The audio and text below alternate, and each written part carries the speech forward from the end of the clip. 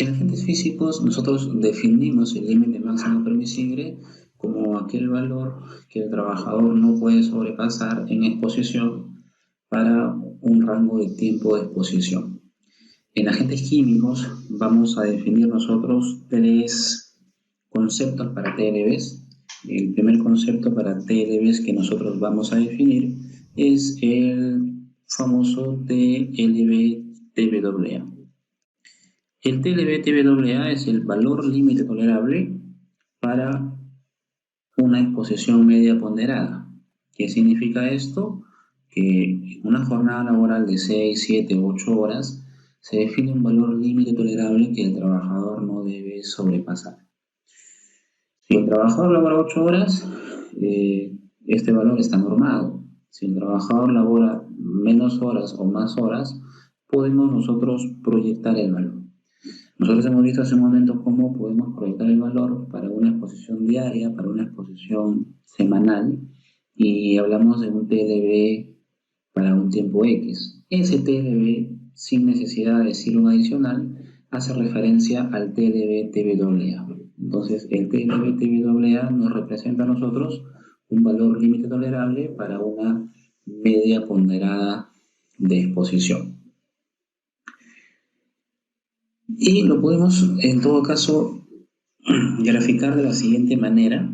Vamos a hablar bastante sobre estos conceptos porque es muy importante que nos quede súper claro. Entonces, si usted tiene acá, por ejemplo, el eje X, y por acá vamos a definir a nuestro eje Y. Entonces, tiene usted el eje X, tiene el eje Y. El eje X tiene el tiempo y en el eje Y tiene usted a la concentración, vamos a llamarle concentración. Cuando el trabajador se expone al agente químico desde un T0, empieza a interactuar con el agente químico. No sabemos quizás cuál sea a plenitud la concentración en cada segundo de tiempo, pero supongamos que esta sea la concentración del trabajador en instantes de tiempo. De toda la exposición del trabajador, nosotros determinamos un valor representativo. Ese valor representativo, en ruido, si usted recuerda, le llamábamos nivel de presión sonora equivalente, que era un valor que representaba a toda la exposición. También lo llamábamos TBAA y decíamos que el TBAA debía ser menor al TLB. Acá es exactamente lo mismo. Entonces, para esta exposición, nosotros vamos a calcular un promedio de toda esta exposición. Supongamos que el promedio nos ha quedado por aquí. Entonces, vamos a tener aquí, este es el promedio de toda la exposición. A ese promedio de toda la exposición simplemente se le conoce como la media ponderada en el tiempo, o se conoce como TBAA. Ese TBAA, si recordamos, debía ser menor a un valor que era el valor límite tolerable. Solo que en agentes físicos no definíamos un valor límite tolerable con otra denominación, simplemente le llamábamos valor límite tolerable. En ese sentido, acá vamos a definir un valor límite tolerable que lo vamos a colocar aquí, por ejemplo. Entonces, si es que este es nuestro valor límite tolerable,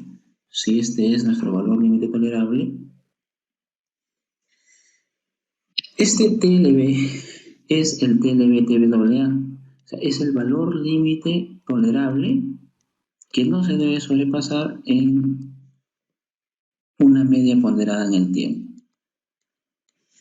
Eso significa que nosotros hemos estado trabajando normalmente con el TBAA. ¿Y por qué se define otro TLB adicional a este TLB-TBAA?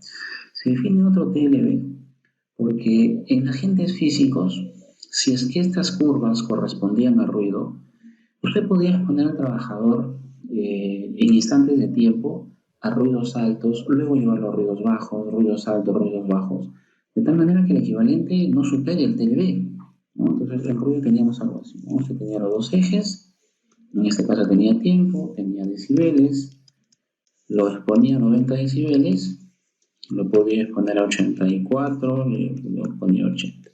Entonces yo lo podía exponer a 90 decibeles en un rango de tiempo, luego a 80, luego 80 decibeles, luego otra vez a 90 y después a un valor bajito.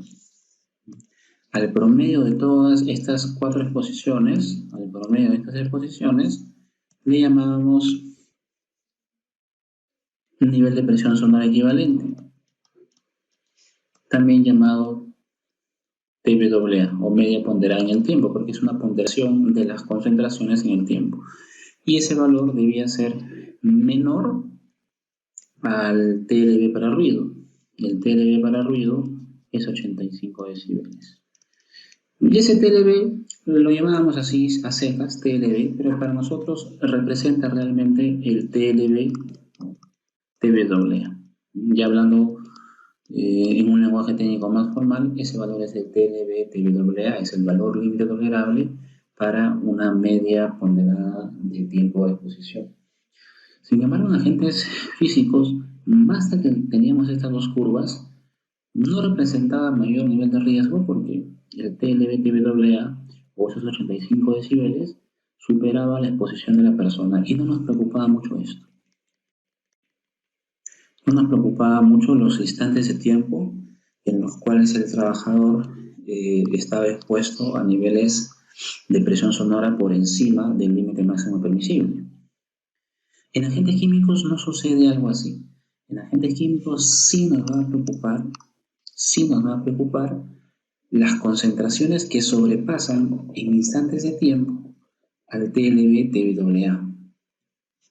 Entonces, ¿qué significa eso? Significa que nosotros vamos a tener que analizar también esos rangos de tiempo en los cuales se sobrepasa al TLB-TBAA.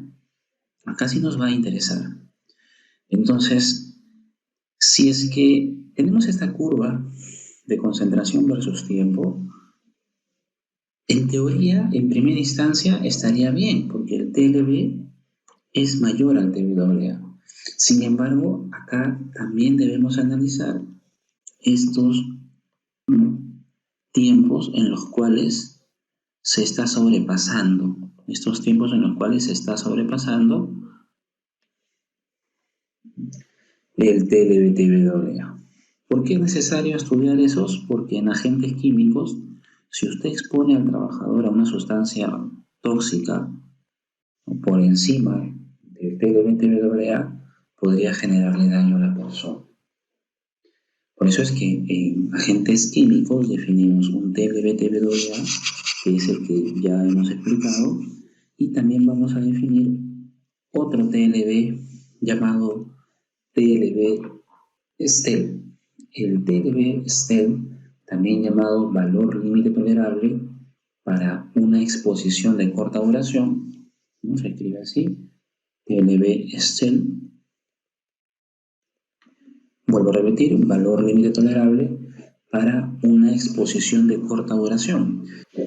Se define este TLB-STEL como una exposición por un tiempo de 15 minutos que no puede ser excedida en ningún momento de la jornada de trabajo. ¿Qué significa esto? ¿No? En este gráfico nosotros observamos que hay dos momentos en los cuales la concentración del trabajador excede al TLB-TBAA. Cuando existen exposiciones o instantes de tiempos en los cuales el TLB-TBAA es excedido, nosotros pasamos a comparar estos valores que están excediendo al TLB-TBAA con otro valor. Ese otro valor que va a ser otro nuevo TLB, ¿no? Otro valor, otro estándar, es el TLB-STEL. Entonces vamos a tener otro TLB, vamos a tener otro estándar que va a tener que respetar la concentración a la cual está expuesto nuestro trabajador. Este nuevo TLB,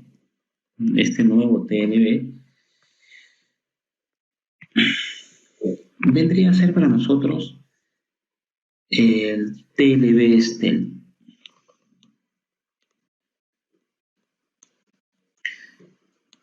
¿Y qué condiciones debe cumplir? ¿Qué condiciones debe cumplir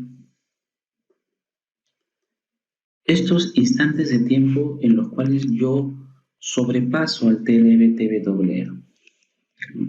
La primera condición es que si usted va a sobrepasar, en este caso estamos acá, si usted va a sobrepasar el TLB-TBAA,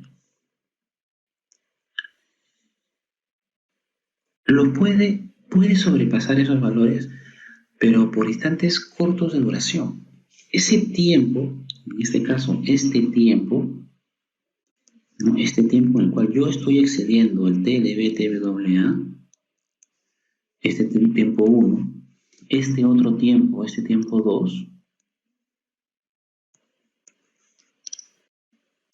este tiempo 2, esos tiempos tienen que ser menores, tienen que ser menores a 15 minutos.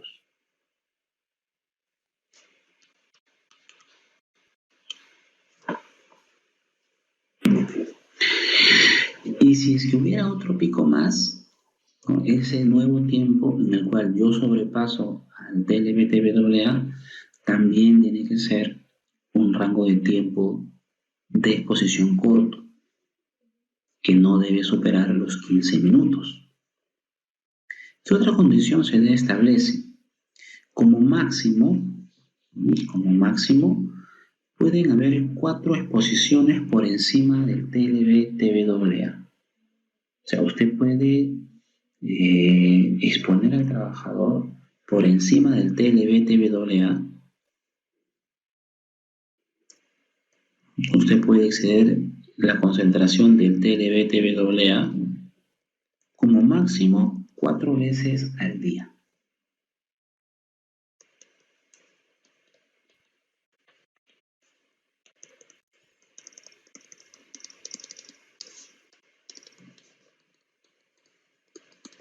Sin embargo, entre exposición y exposición, tiene que haber un descanso de 1 hora. ¿Qué significa eso? Que si usted tiene, acá lo podemos ver, este rango de tiempo entre una exposición alta y otra exposición alta, precisamente acá, este rango de tiempo, entre esas dos exposiciones, ese tiempo tiene que ser mayor a 1 hora.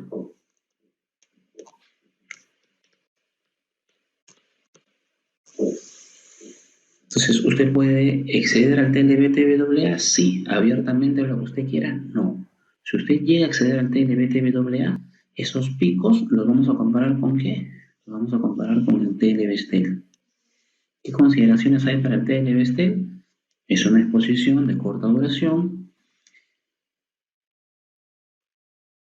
Esta exposición de corta duración se establece por un máximo de 15 minutos.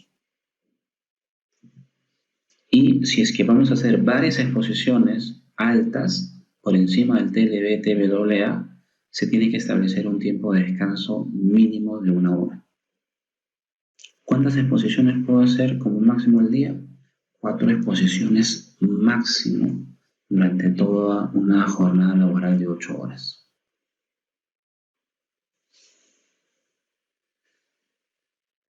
¿Qué significa eso? Supongamos que en esta parte, vamos a borrar, no, supongamos que aquí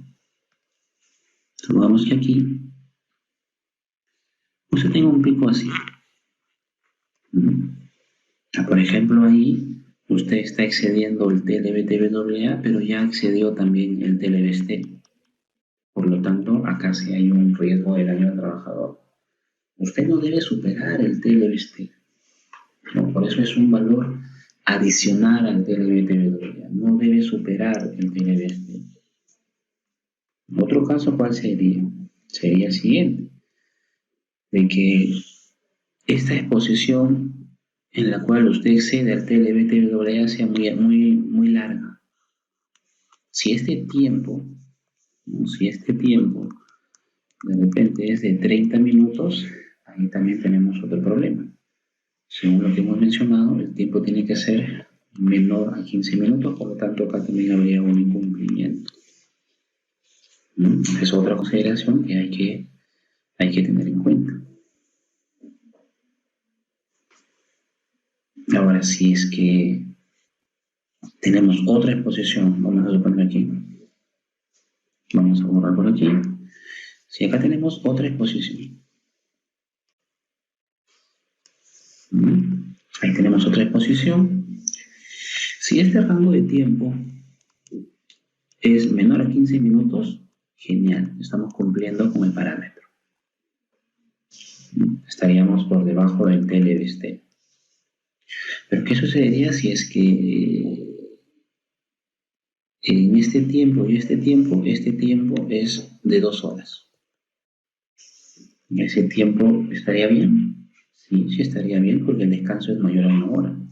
El problema sería si es que ese tiempo entre exposición y exposición es un tiempo que no permite que el trabajador descanse con respecto a la exposición alta. Supongamos que ese tiempo sea 35 minutos.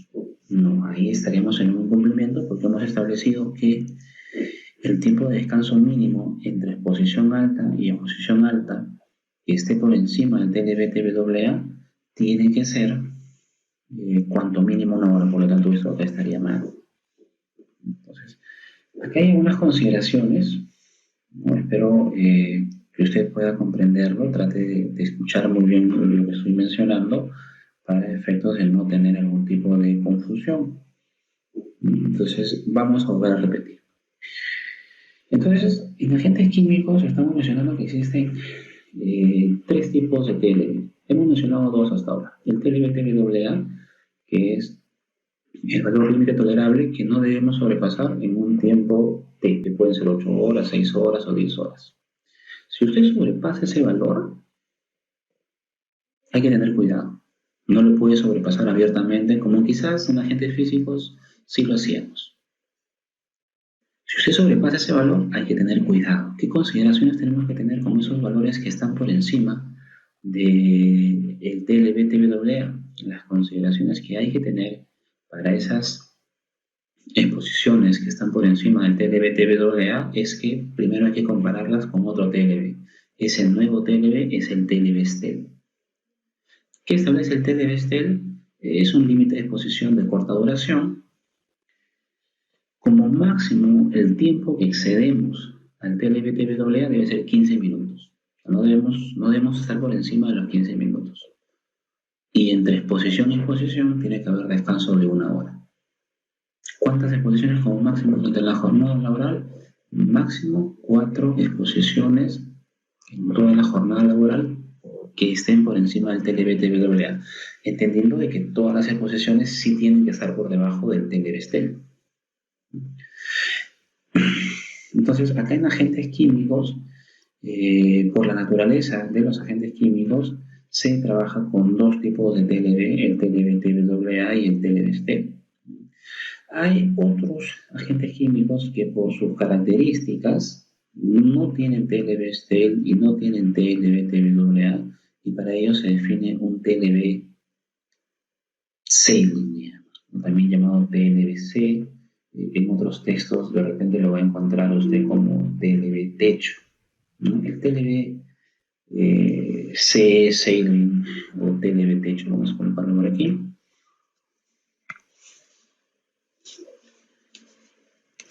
Vamos a escribirlo.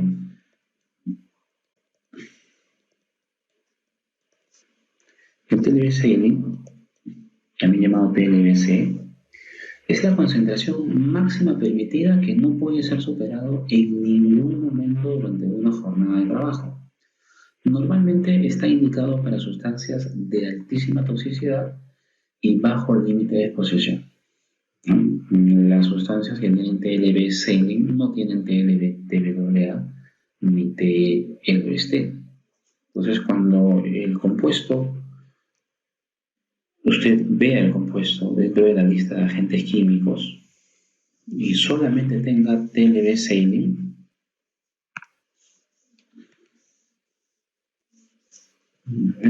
vamos a verificar, tenga usted eso y tenga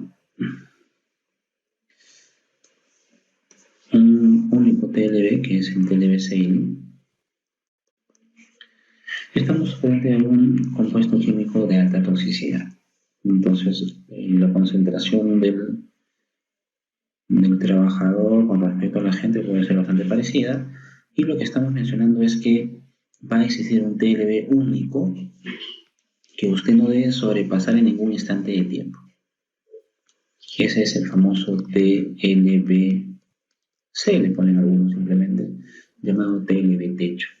En ningún instante de tiempo se puede sobrepasar, porque si usted sobrepasara en un instante de tiempo, así sea chiquitito, ¿no?, puede afectar seriamente la salud del trabajador, porque estamos frente a un agente químico altamente contaminante, altamente tóxico.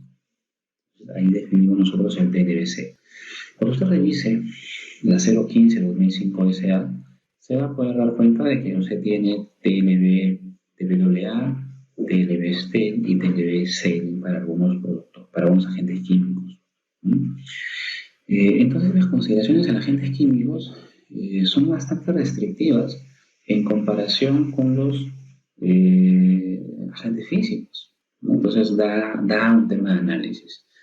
Tiene que usted revisar la lista de agentes químicos, está en la 015.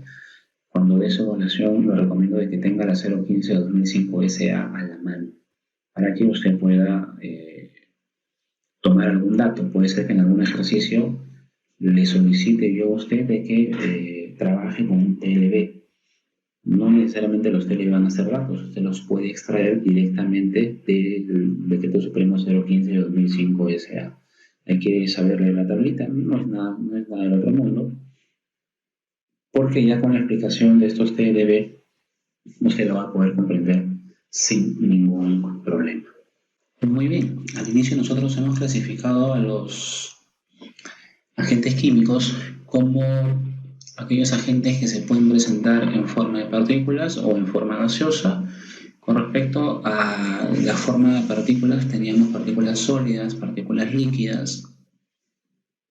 Y con respecto a la forma gaseosa, teníamos gases propiamente dicho y vapores. En nuestra clasificación de material particulado sólido, hemos hablado sobre humos, hemos hablado sobre fibras y sobre polvos. O este término polvos por lo general se le suele llamar partículas también a secas.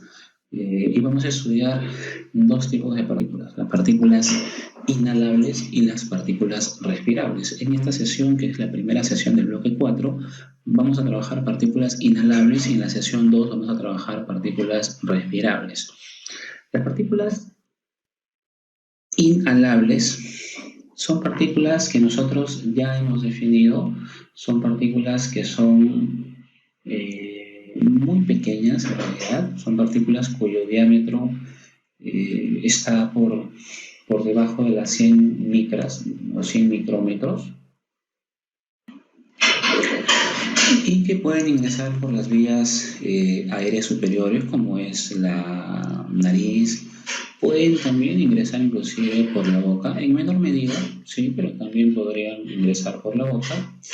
Estas partículas inhalables, que como lo voy a repetir, son partículas pequeñas, obviamente a nuestra visión quizás no las vamos a poder ver, salvo que haya un rayo de haz de luz que sí nos permita ver un poquito las partículas.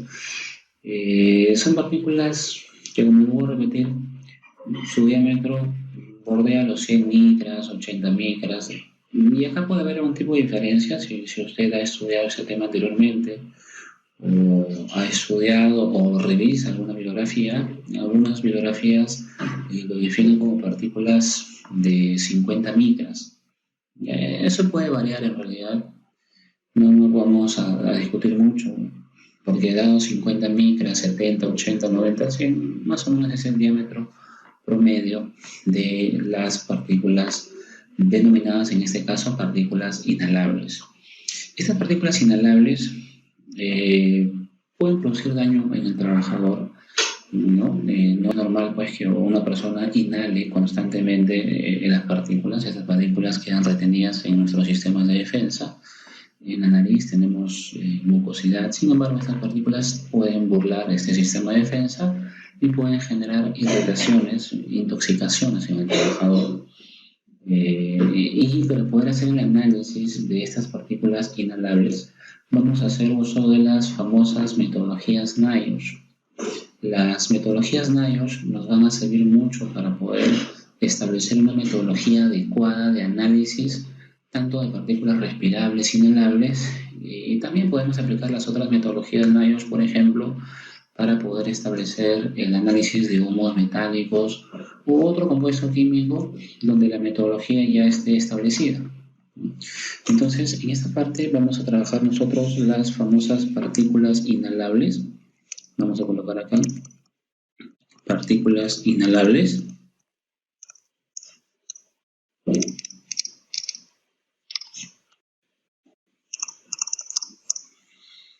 Partículas cuyo diámetro puede estar en promedio entre los 50 y 60. Nosotros estamos trabajando con una bibliografía que siempre le coloco alrededor de los 100 micras. Ya, por ahí no voy a establecer mucha diferencia si usted trabaja con otra bibliografía. Estas partículas son monitoreadas entonces o son evaluadas con una metodología llamada metodología NIOSH 0500. ¿No? Cuando trabajemos partículas respirables, vamos a trabajar nosotros con otra metodología. Vamos a trabajar con la metodología NIOSH 0600. ¿No? Y si por ahí llegamos a trabajar humos metálicos, trabajaremos con NIOSH 7303. Cada clasificación de partículas tiene asociada su propia metodología para efectos de poder hacer una correcta evaluación del mismo. Ahora, ¿qué establece NIOSH 0500 y cómo se hace la evaluación de partículas inhalables? En ruido utilizamos equipos como el sonómetro que simulaban un poco el sistema auditivo. Acá en agentes químicos, específicamente en material particulado inhalable, vamos a utilizar algunos elementos que nos van a permitir hacer el análisis de este material particulado. Utilizaremos una bomba de succión. Vamos a ver, esta es la bomba de succión que nosotros vamos a utilizar. Aquí está. Esta es la bomba de succión. La bomba es un dispositivo portátil que va a ser la responsable de poder aspirar el aire a través de esta manguera que en la parte final tiene un cassette. Entonces esta es la bomba. Esta es la bomba de succión. La bomba de succión se va a ajustar a un flujo de aire en litros por minuto que queda determinado por la metodología que vayamos a utilizar. En este caso, si estamos utilizando metodología NIOSH 0500, se define ya un flujo para que pueda aspirar el aire. Como vemos, esta bomba queda conectado al sistema y es la que debería ir por la espalda del trabajador para efectos de que no lo incomoden sus actividades.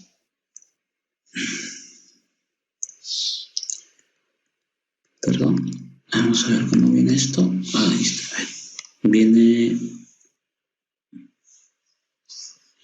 Viene la bomba de succión. Ahí está. Viene entonces la bomba de succión. Y esta bomba de succión se conecta precisamente aquí a un cassette. Este cassette es el que va a contener al filtro. En la evaluación de este análisis se utiliza un cassette, ¿no?, que es de PVC Y al interior de este cassette se encuentra nuestro filtro. Entonces, si queremos representar un poco este cassette, vamos a tener algo así. Aquí está el cassette.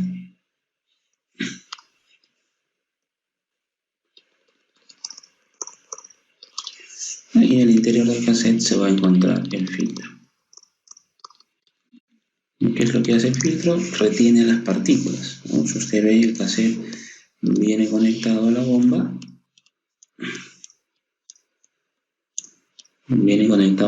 de succión, y este vendría a ser el filtro. La configuración de la bomba, como hemos mencionado, depende de la metodología Mayo 0500. Este dispositivo que está conectado por este lado es un calibrador, es un verificador de caudal. Sobre eso vamos a hablar un poquito ya en la sesión 4, en la sesión número 2, para no meter tantos detalles y se le haga un poquito complicada la sesión, sobre un poquito cómo se maneja el tema de verificación de caudal. Vamos a hablar en la sesión número 2. ¿Ya? Pero ese dispositivo que está conectado acá no es un dispositivo que se coloca en el monitoreo, ¿no? Es un análisis que se hace antes y después del muestreo para poder verificar que realmente la bomba está succionando al caudal que hemos nosotros configurado, ¿no? Hay ciertos parámetros que tienen que establecerse para poder garantizar que el flujo de caudal ha sido constante. Entonces, nuestro sistema se resume en esto. Estoy exagerado el tamaño del cassette, ¿no? Como usted ve, no es tan grande, solo es una exageración para poder comentarles que el aire ingresa, ¿no? El aire va a ingresar y va a retener a las partículas, en este caso las partículas que hemos denominado nosotros partículas inhalables. ¿Qué configuraciones debemos introducirle nosotros a la bomba? Tenemos que configurar cuál va a ser su flujo.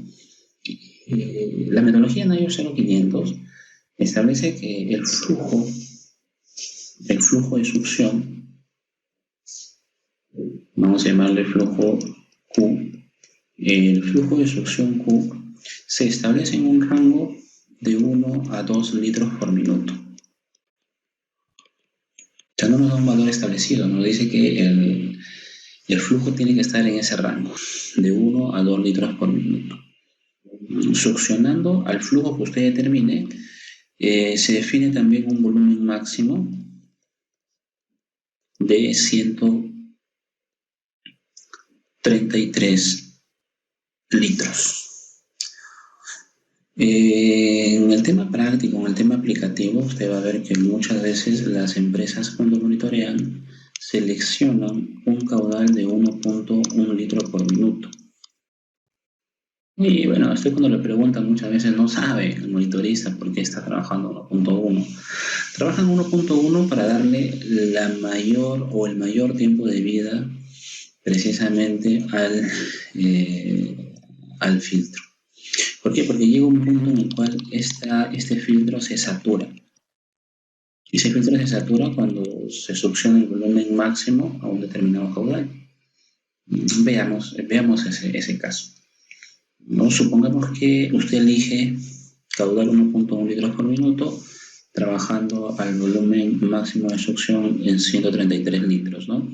Ese volumen máximo de succión se va a dar ¿en qué tiempo? Tendríamos que determinar el tiempo. Entonces, el tiempo es igual a, una división simple entre el volumen entre el caudal, el volumen 133 litros, caudal 1.1 litros por minuto.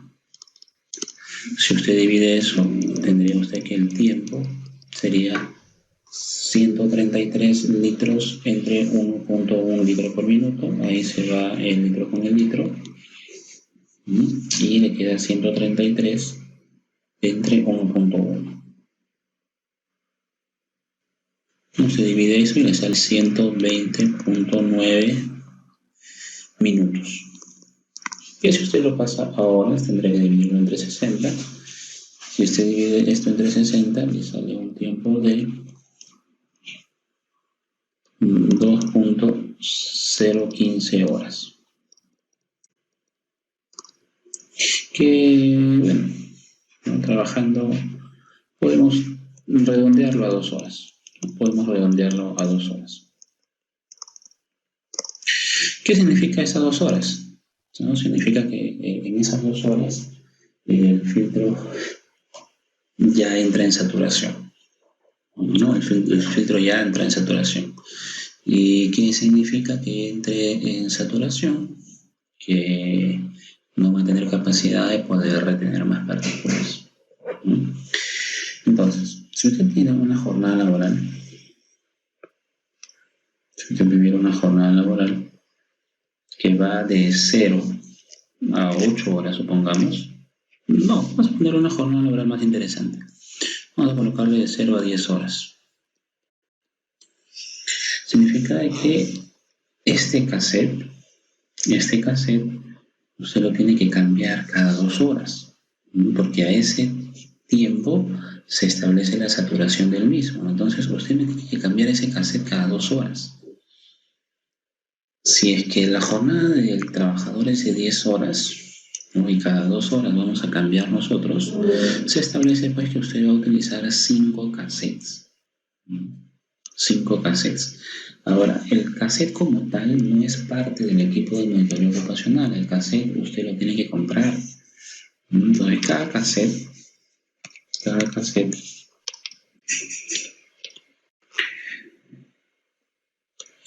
tiene un costo estimado de 40 soles, 45 soles, hasta 50 soles. Podría variar el costo de cada cassette. Entonces, si la persona trabaja, como hemos mencionado nosotros, 10 horas, significa que de la hora 0 a la hora 2 usted solo puede utilizar un cassette. De la hora 2 a la hora 4 otro cassette, de la hora 4 a la hora 6 otro cassette, de la hora 6 a la hora 8 otro cassette y de la hora 8 a la hora 10 otro cassette. ¿Los cassettes son iguales? No, usted tiene que comprar cada cassette.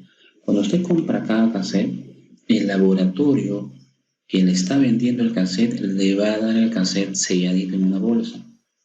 No olvide que al interior del cassette está el filtro. No vaya a pensar usted que usted va a abrir el filtro y que va a pesar precisamente el filtro, ¿no? No, este cassette viene selladito. ¿Por qué? Porque este filtro pesa bien poquitito, ¿no? Son unidades bien chiquititas, estamos hablando de 0.422 miligramos. Entonces, obviamente pues el laboratorio tiene que acreditar, ¿no? A través de sus balanzas analíticas que su instrumento realmente está midiendo o puede medir o tiene capacidad de medir este filtro. Para eso debemos trabajar con laboratorios que se encuentren acreditados por INACAL, ¿no? Y que tengan los patrones necesarios para poder garantizar que el pesaje es correcto. Entonces, cada vez que usted compra el cassette de 50 soles, de 50, 40 soles, el precio que le vayan a estimar a usted, el laboratorio a nosotros nos va a dar de dato. El laboratorio, vamos a colocar aquí, el laboratorio nos va a dar de dato la masa inicial, pero no de todo el cassette. Lo que nos da es la masa inicial del filtro. Y cuando usted utiliza ya el cassette, obviamente con el filtro colocado, lo lleva al laboratorio otra vez. Y el laboratorio hace el análisis, abre el cassette, con obviamente pues algunos parámetros y metodologías que se manejan a nivel de metrología. Y después el laboratorio, así como le dio a usted la masa inicial, también le va a dar a usted de dato la masa final. Entonces va a tener usted masa inicial y va a tener usted masa final. ¿Qué voy a hacer con las masas? Entenderá usted que lo que vamos a hacer es precisamente una diferencia de las mismas. Vamos a restar masa final menos la masa inicial. Ahora, si bien es cierto, va a tener que comprar 5 cassettes. Los 5 cassettes no pesan igual, por más que sean igual, tengan la misma forma, mismo tamaño, cada cassette pesa distinto al otro cassette, ¿no? Y bueno, afinando el término, cada filtro pesa diferente, porque lo que nos dan de peso, vuelvo a repetir, no es el peso del cassette completo, solamente es el peso del filtro al interior. Y hay que tener consideración de no estar agitando también el cassette, porque usted agita el cassette y las partículas que están retenidas en el filtro se desprenden. No hay que tener, no tenemos que estar agitando pues el cassette porque eso puede falsear los datos, ¿no? Entonces, para la hora 0 o la hora 2, usted va a utilizar un cassette número 1 que va a tener un filtro 1. Para la hora 2 a la hora 4, un filtro 2. Un filtro 3, un filtro 4 y acá va a utilizar usted un filtro 5. Del filtro 1 usted va a tener de dato masa inicial del filtro 1, va a tener masa inicial del filtro 2, masa inicial del filtro 3, masa inicial del filtro 4 y masa inicial del filtro 5. Esto es antes del muestreo, dato de laboratorio. Después del muestreo, ¿no? Después del muestreo, va a tener usted masa final del filtro 1, masa final del filtro 2, masa final del filtro 3 y masa final del filtro 4 y también masa final del filtro 5. Como tengo masa final y tengo masa inicial, lo que usted va a determinar es la diferencia de masas. ¿Para qué? Para poder determinar cuánto es la masa retenida. Entonces, para el filtro 1, usted tendrá masa final del filtro 1 menos la masa inicial del filtro 1. Y eso lo va a dividir entre el volumen. Si está trabajando el volumen máximo, lo divide entre 133 litros. Filtro 2 va a ser lo mismo. Masa final del filtro 2 menos masa inicial del filtro 2 me da la masa retenida. Pero como lo quiero en concentración, lo divide entre el volumen. De igual forma con el filtro 3 y de igual forma con el filtro 4 y de igual forma con el filtro 5. ¿Eso que me va a dar a mí? Me va a dar concentración 1, concentración 2, concentración 3, concentración 4 y concentración 5. ¿Qué significa eso? Que yo estoy determinando cuál es la concentración del material particulado inhalable cada 2 horas. Si usted quiere graficar esto, lo podemos graficar. Sería más o menos así.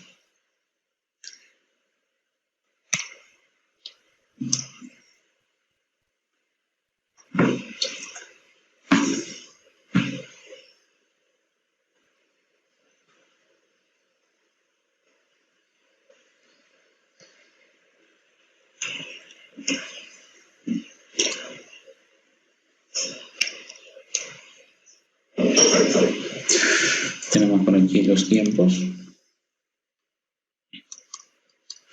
Y acá vamos a trabajar la concentración. La concentración lo puede trabajar en ppm, en miligramos por metro cúbico, depende de la unidad en la cual se exprese la norma que usted esté revisando. Por ejemplo, para partículas inhalables, que es lo que estamos revisando, la norma establece concentraciones en unidades de miligramos por metro cúbico. Entonces tiene que usted de la hora 0, que inicia la emisión, a la hora 2, de la hora 2 a la hora 4, de la hora 4 a la hora 6, de la hora 6 a la hora 8 y de la hora 8 a la hora 10. Bien. ¿Cómo va la respiración de la persona? No lo sé.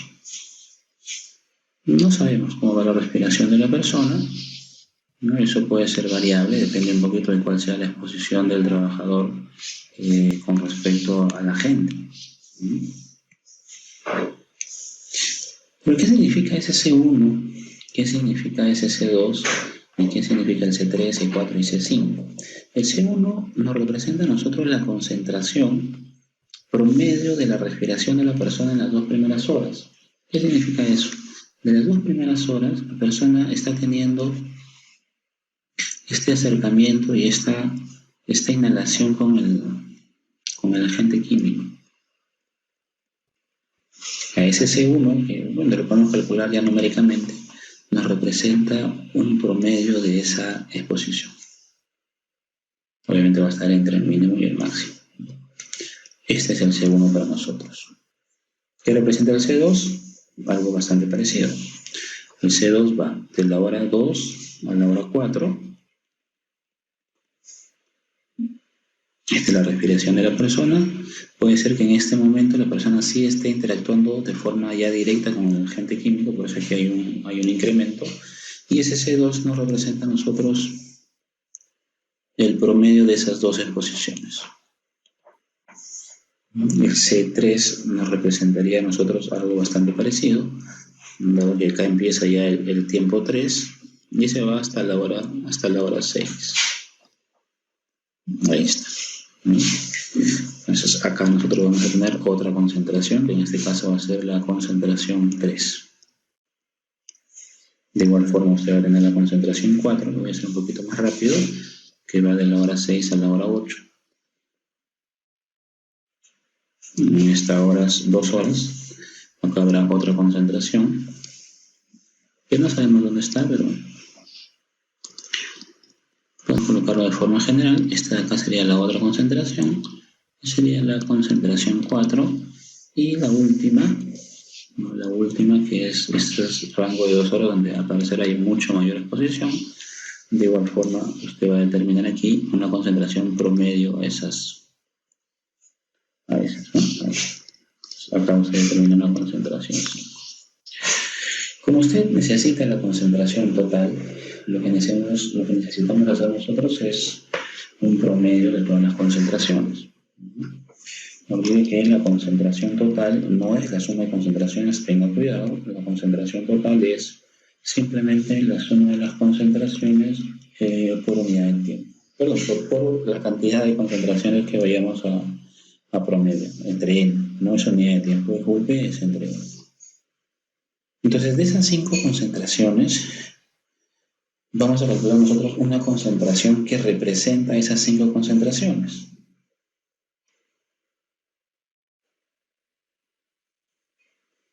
Que bueno, supongamos que nos haga por aquí.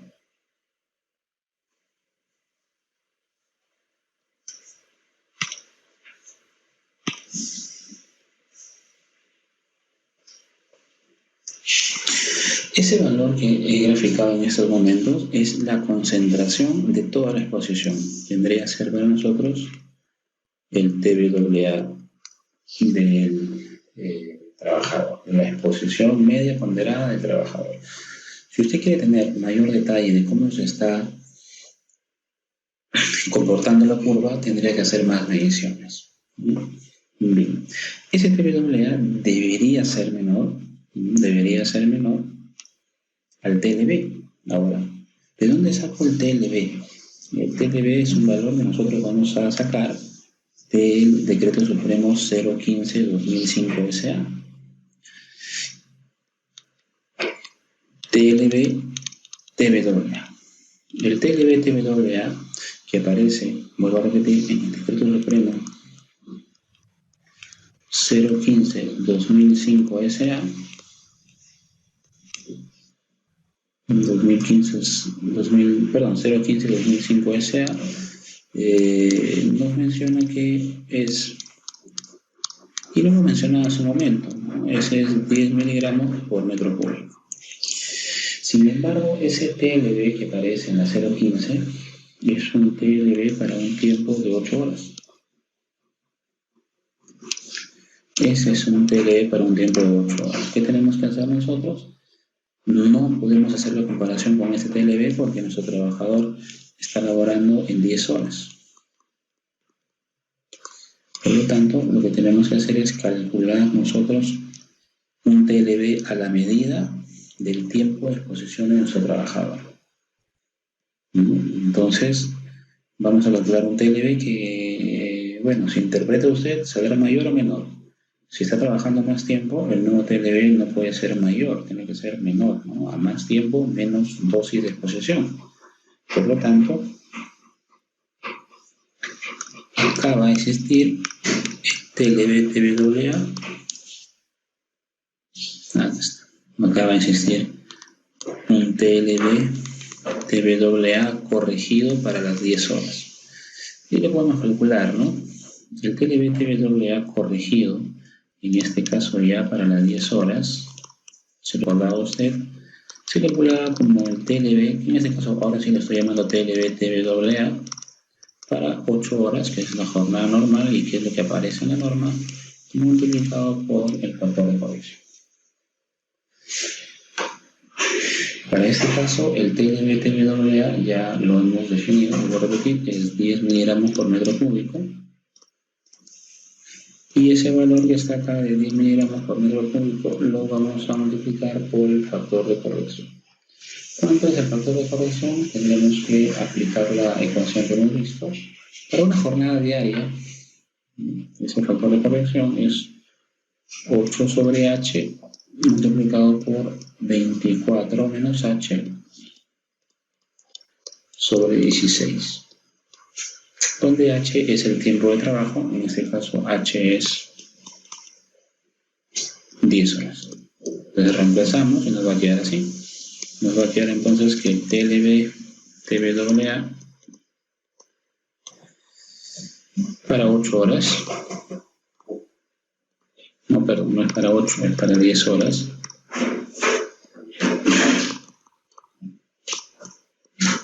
es los 10 miligramos por metro cúbico multiplicado por 8 sobre 10 multiplicado por 24 menos 10 sobre 16.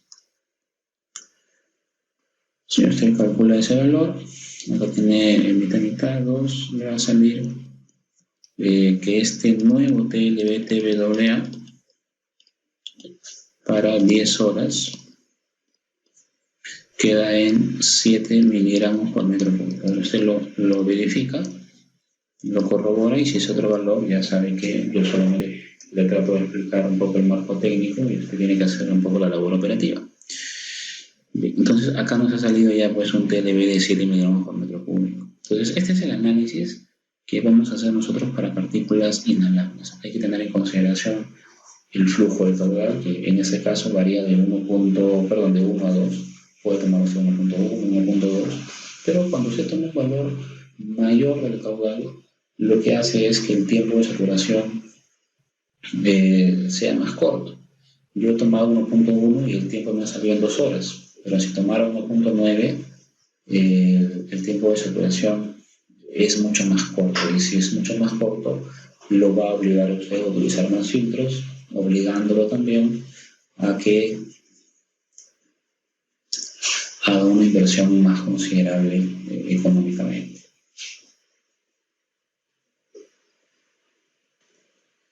Y la otra consideración es el volumen máximo.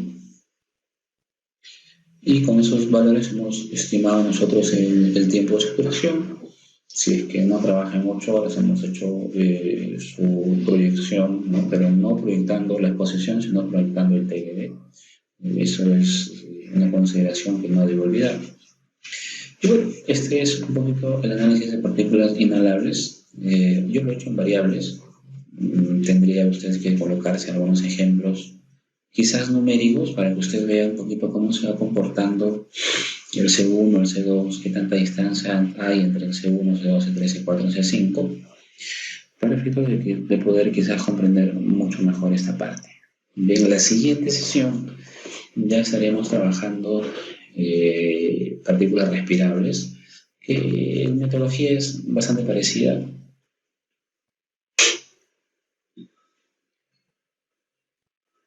Y en la sesión 3 estaríamos trabajando protección respiratoria, ¿no? Porque acá, bueno, deberíamos comparar la exposición con 7 miligramos por metro cúbico, ¿no? Pero si la exposición es mayor a los 7 miligramos por metro cúbico, tenemos que aplicar una medida de control, ¿no? La medida de control siempre sigue la secuencia de control en la fuente, en el medio y en la persona, ¿no? Y bueno, queremos tocar el tema de protección respiratoria porque es un tema bastante necesario, es un tema que actualmente hay bastante confusión con respecto a la terminología y a la utilización de los famosos respiradores. Bien. Entonces, espero que haya quedado claro esta parte. Le recomiendo de que haga usted un ejemplo numérico colocándose datos.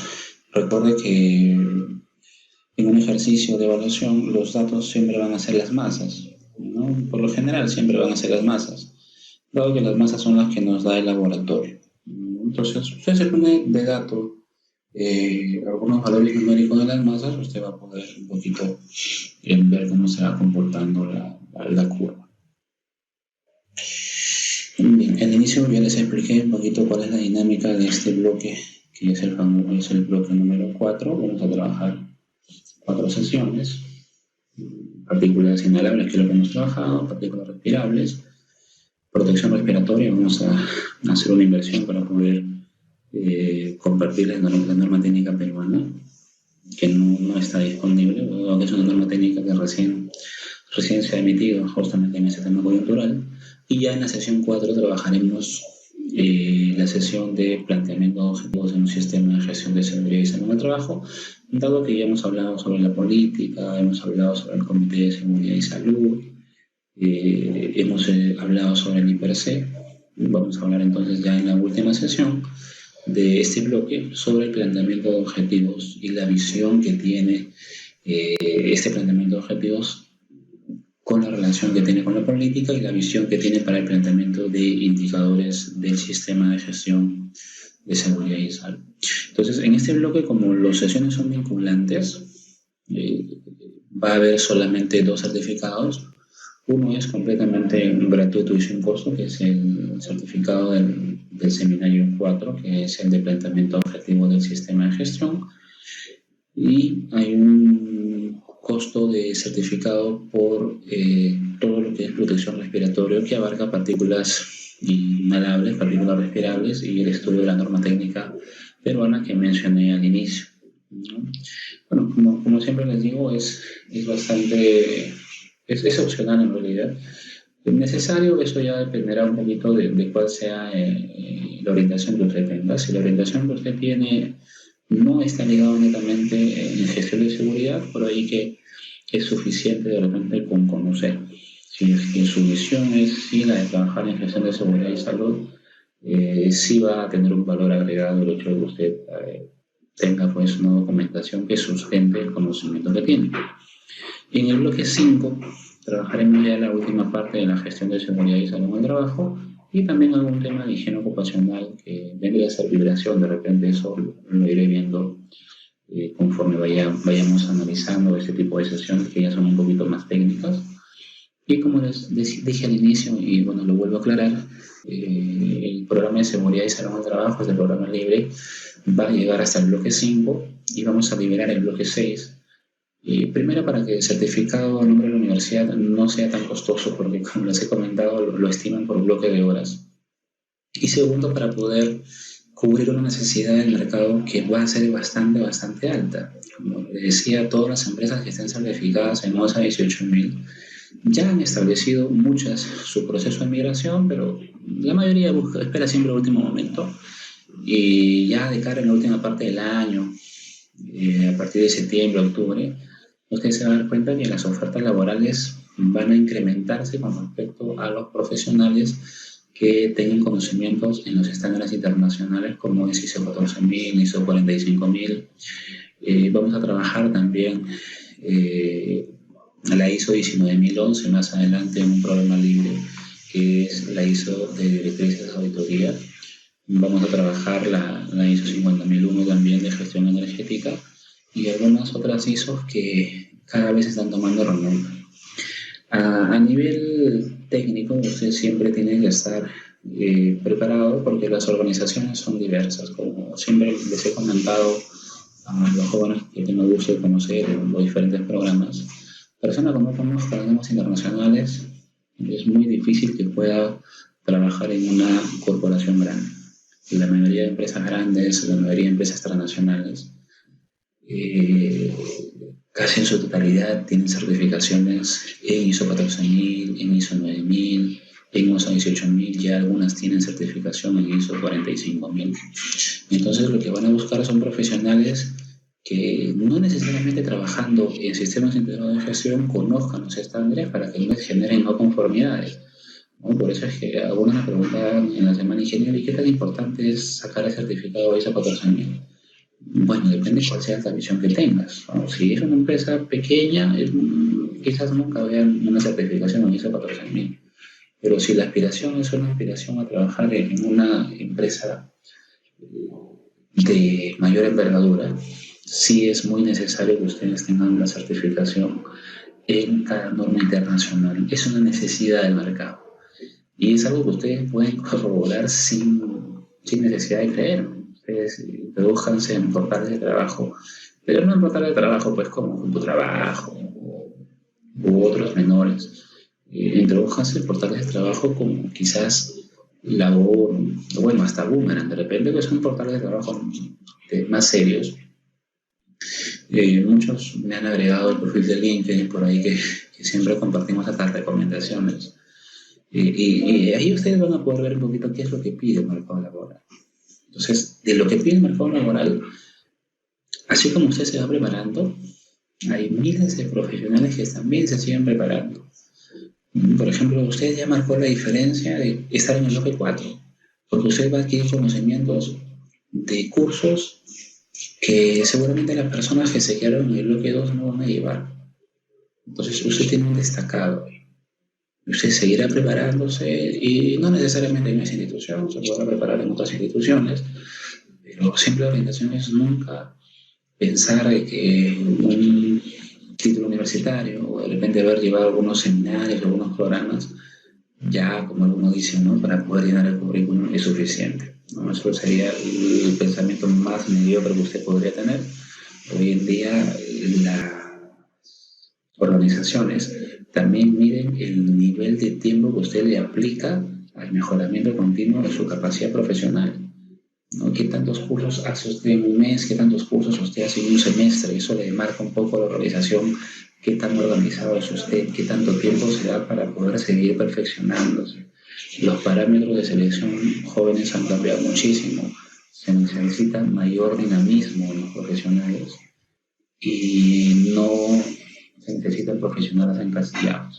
Se necesitan profesionales de mentalidad abierta, de mentalidad innovadora, y obviamente pues entiendo que ustedes aspiran siempre a ser mejor y mejor en cada cosa en la cual ustedes se dediquen.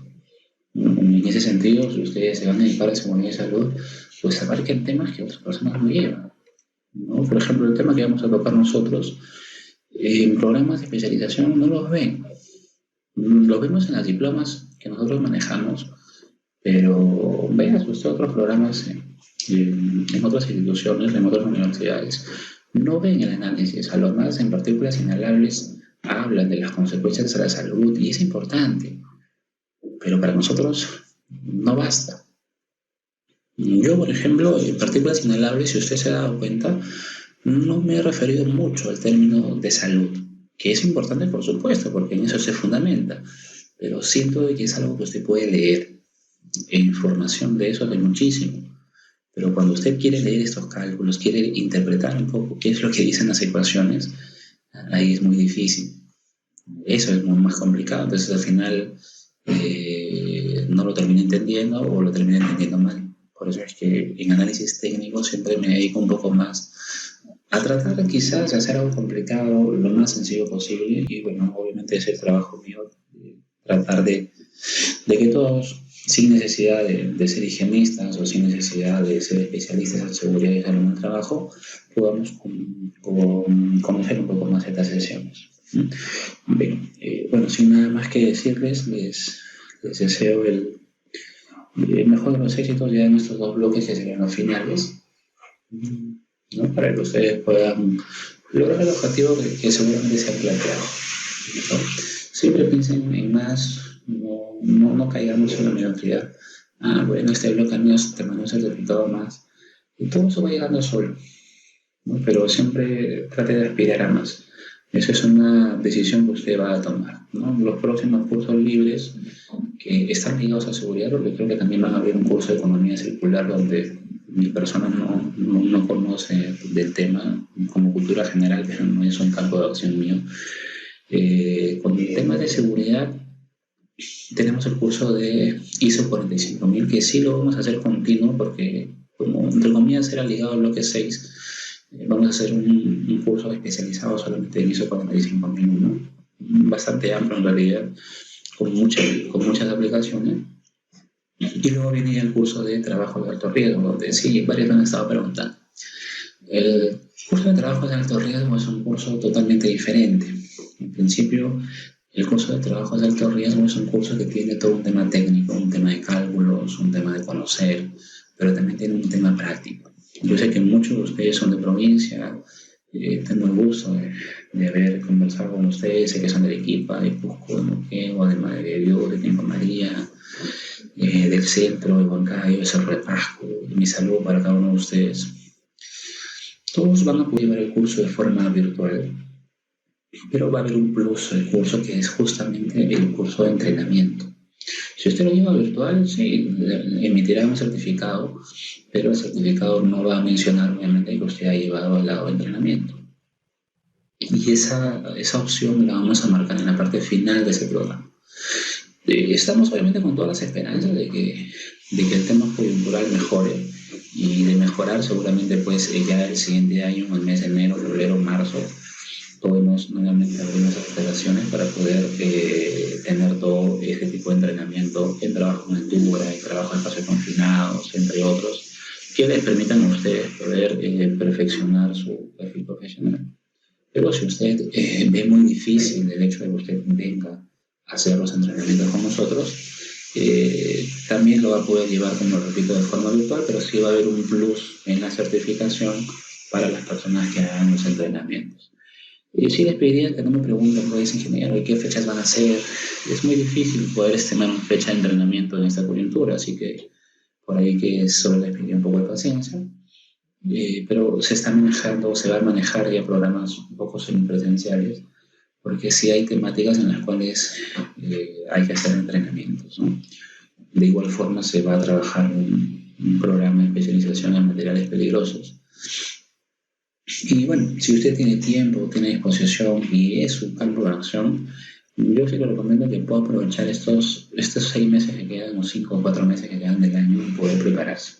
El mercado laboral se lo va a solicitar, la reactivación económica está yendo rápido, pero siempre va a requerir profesionales que se encuentren capacitados.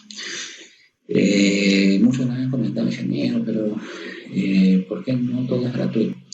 No todo es gratuito porque necesita sostenibilidad. Todos los programas necesitan sostenibilidad. Nosotros no manejamos solamente para programas libres, tenemos otros giros de negocio. Y bueno, sí les recomiendo que cada vez que ustedes se inscriban en un curso, para evitar confusiones o malos entendidos, lean bien los formularios, lean bien la información que se les presenta. Muchos se han sorprendido que el curso dice 14.001 tenga un costo de 75 soles, pero yo he visto ese formulario y siempre ha estado señalado de esa forma. De esa forma. Ahora, si usted quiere llevar un curso ISO 14.001 en otro lado, averígüelo usted mismo. No creo que le baje 600, ¿no? Más o menos 600. No, acá se lo están dando creo que a 180 o 175, me parece que son los 75 iniciales y noción de certificación por la universidad, y en nombre de una universidad que, como les dije al inicio, no necesita mayor presentación. Pero es alguna decisión, y obviamente también es un proceso de inversión que lo entiendo muy bien, que ya usted pues podrá asumir o no podrá asumir. Al final el conocimiento está, creo que estamos cumpliendo con poder difundir un poco el conocimiento, y a veces, muchas veces también es importante pues el conocimiento más que un documento, y eso ya de la documentación usted la tendrá que analizar, como le voy a repetir, en base al campo de acción que usted. Bueno, las personas que no tienen todavía, a las que no tengo el gusto de conocer, mi nombre es Julio Caballero, y les dicto mi número es 964-895-108. Si tienen alguna consulta con respecto a la estructura del programa, alguna consulta en particular, me pueden escribir. Los que sí les pido por favor es que lo hagan en horas prudentes, que no se van a poder madrugada. Y si me van a escribir, que por favor sean muy concisas y muy breves. Yo no veo temas administrativos jóvenes o uno que genera y manda pues su 20 notas, ¿no? Genero que mi nota aquí, que mi nota allá. Yo no veo temas administrativos. Yo puedo orientar con respecto a la gestión del programa, alguna duda o consulta, pero no me pidan que yo le cambie su nota, no me pidan que yo le levante si sus exámenes serán observados, porque yo no veo ese lado. Mi lado es el lado técnico y sí veo temas administrativos, pero a nivel de decisiones más que a nivel netamente administrativos. Y si es que tienen una consulta administrativa en la que sí les puedo ayudar, pero ya es muy grande la consulta, por último preferiría que me manden un audio, que me manden un texto muy grande, porque cuando es un texto muy grande tengo que sentarme a leerlo y a veces los tiempos son bastante apremiados.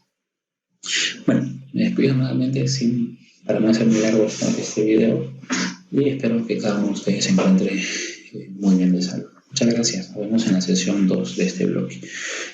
No olviden que la evaluación de esta sesión es el día miércoles a las 10:15 de la noche. Tengan su decreto supremo 015-2005 SA que está disponible en cualquier navegador a la mano. ¿Ya? Muchas gracias.